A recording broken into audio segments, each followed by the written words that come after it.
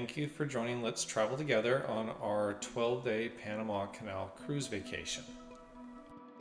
This cruise departed out of Port Everglades up near the Carnival and Princess cruise terminals.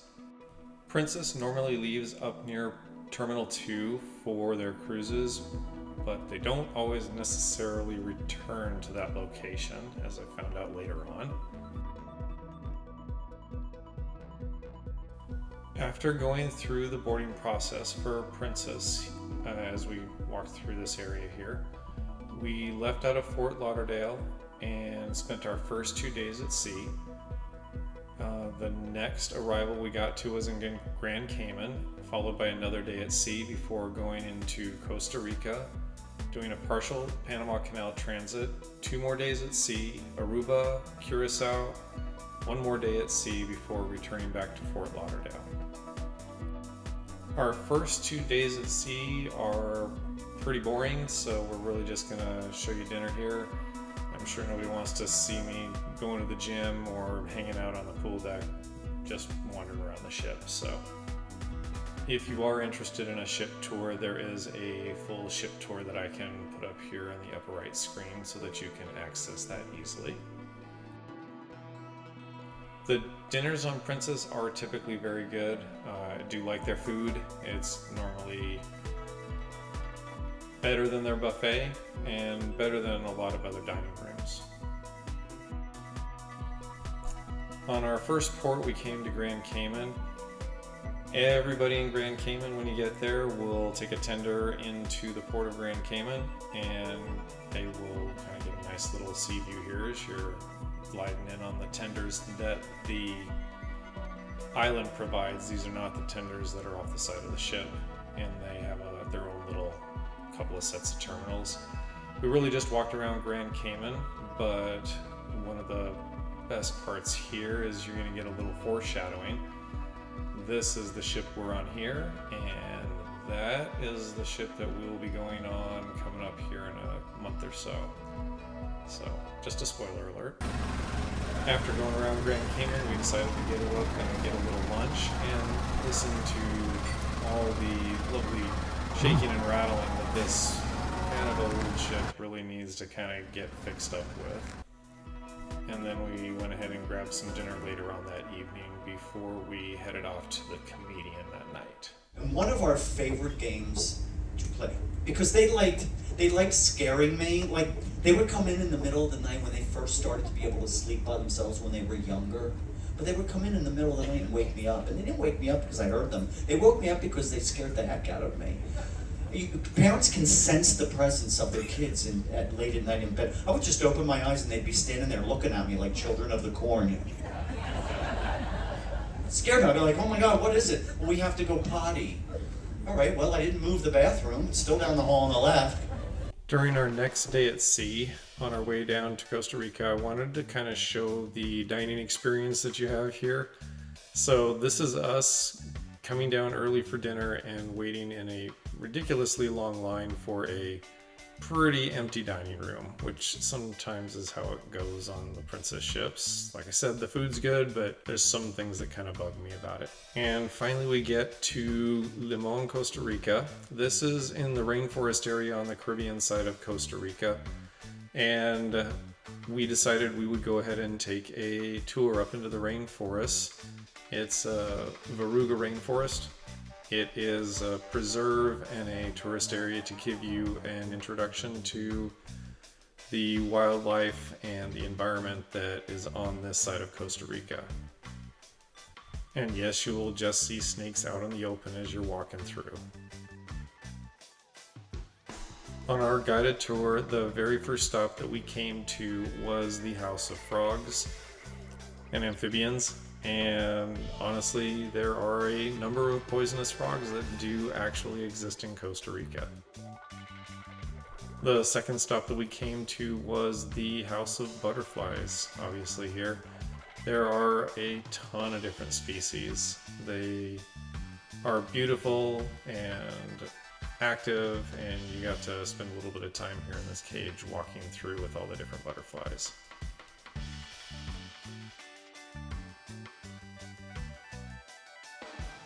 After leaving the butterflies, we went out and walked through the rainforest and the plants, and just the guide pointed out various different animals and creatures that we came to as we were heading over to this cable car that took you down to the very bottom floor of the rainforest down where the river gorge is.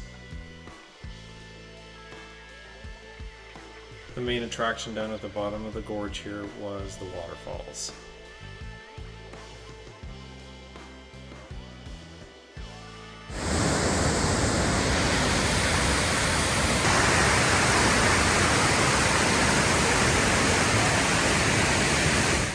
And after heading back out of the gorge down at the bottom, you will again run into some more critters out in the open just hanging out. And the last stop that we came to on our tour here was a area that housed all the various different kinds of snakes that they do have on display here in Costa Rica.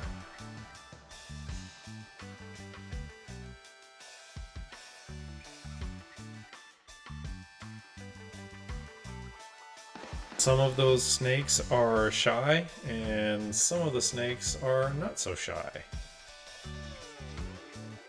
Upon returning back to the ship, that evening we were able to have dinner in the Crown Grill, which is one of the specialty restaurants on board the Emerald Princess. Something that my wife was apparently able to talk the casino host into giving us for her time in the casino.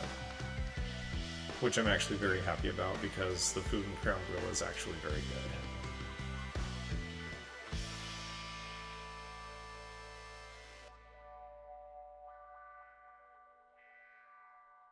After leaving Costa Rica, we headed over to Cologne and the Panama Canal, where we were able to do a partial transit of the Panama Canal, which basically means we passed through this portion of the canal into the lake, and they end up cruising through the lake without going too far. They will let off the passengers who are on tours through the ship and have different things that they're going to go see on land, something that we didn't actually do here. And then we'll go grab lunch while we're out there. This was the quick chance that I got to shoot the buffet for people in some sort of a way that was easy for someone to see, because normally this very small area buffet on these ships is very crowded, but because there were so many people off the ship on tours and out, watching the canal transit, I was able to come in here and get a pretty decent video of the lunch buffet for you.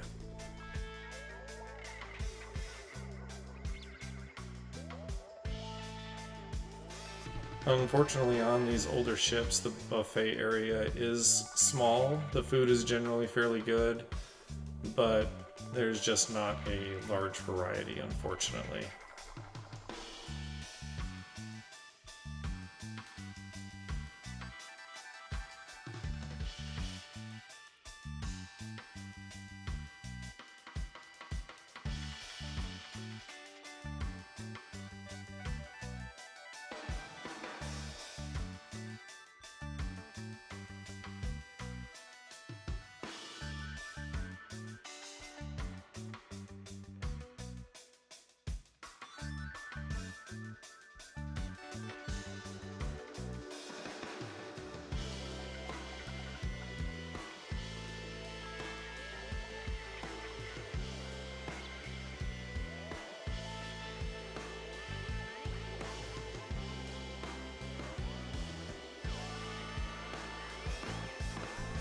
After lunch, the ship proceeded to go back out the same way it came into the lake and proceed back out through those same locks on our return. I sped this up quite a bit, so you didn't have to wait the whole time. This process took well over an hour, and I'm going to hopefully knock it down to about 2 minutes here with some time lapse so that you get a pretty good idea of what it's like to pass through the canal.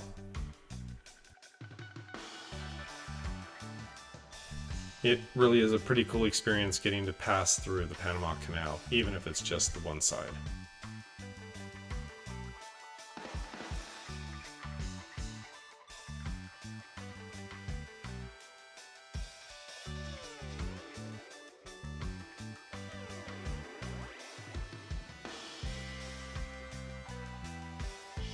After exiting the canal, the ship will head back over to the Port of Cologne, where we will wait for all of the ship's passengers that went on tours to come back and rejoin the ship over in this port area while they're back past the canal, so that we don't have to do that late at night.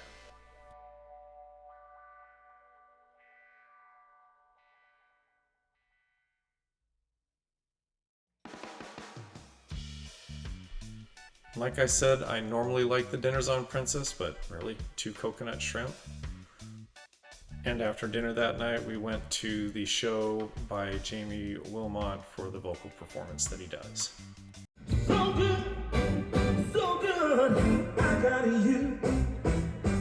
Let's get it on. That's right. Let's get it on. Every superstition, writings on the wall. After leaving Cologne and the Panama Canal, we headed off for 2 more days at sea, where we again went to dinner, but this evening was actually one of my favorite performances. It was an artist who does a bunch of different renditions of ABBA songs.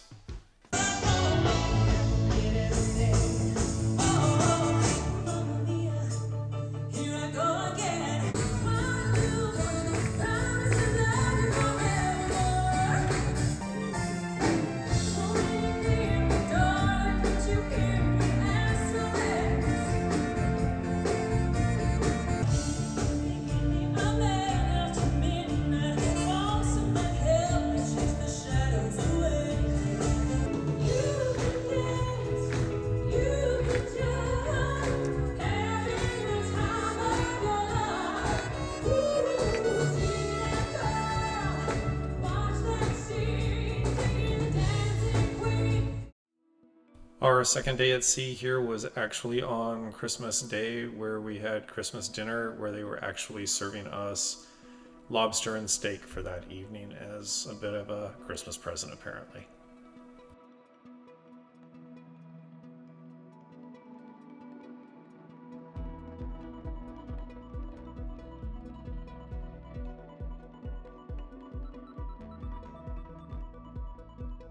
The next day was our arrival into the port of Aruba, where we were going to spend a little bit of time in town, but before then I actually got to go do some scuba diving and take a underwater tour of the wreck of the Antilla, one of the sunken wrecks that's out off the coast of Aruba.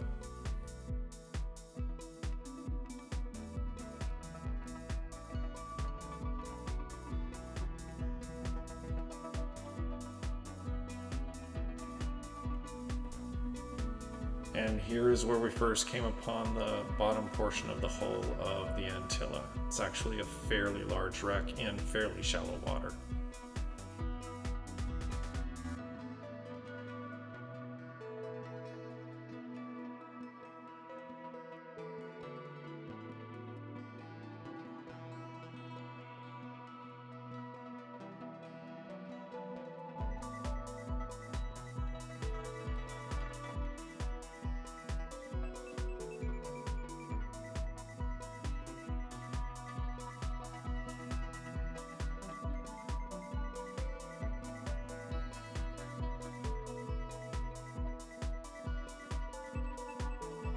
The wreck is actually pretty easy to dive on, and there are quite a few fish down here.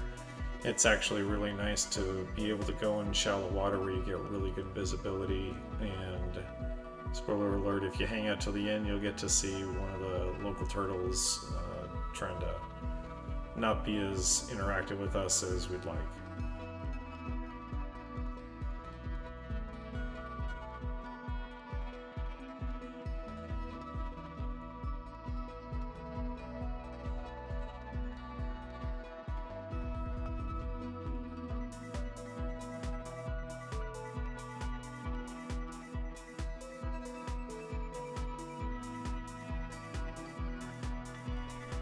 After the dive was over, we went into town that evening and got dinner near the waterfront in an area a little south of the ship. yes, I did get a kiss, but we're not going to put that on the video. And they do have a couple of really nice restaurants here that you can go visit just on the south side of where the port is. And it's actually very picturesque walking through this town.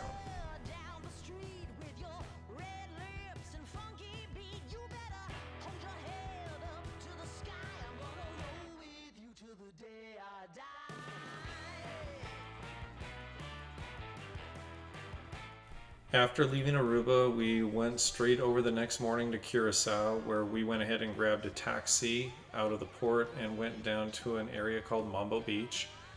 This is a nice little tourist area with a couple of beach hotels, a bunch of shops, some restaurants along the water, and there is actually a nice little sheltered bay that you can go down and grab some chairs at if you like. Do be kind of forewarned that they do sometimes charge you for the beach chairs there. But this really protected little bay here is a really nice place to be able to go snorkeling.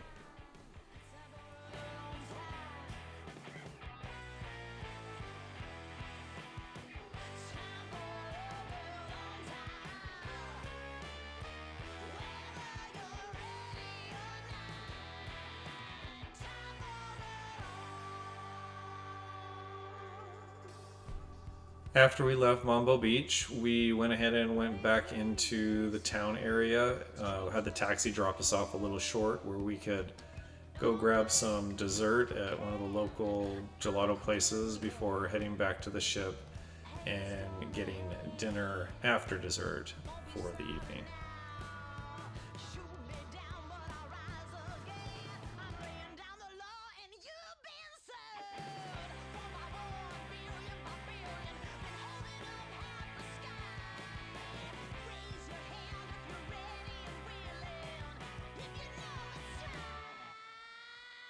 On our final day at sea, we did a very relaxing day before heading off to dinner that night, and went off to see the comedian that evening as well on our last day.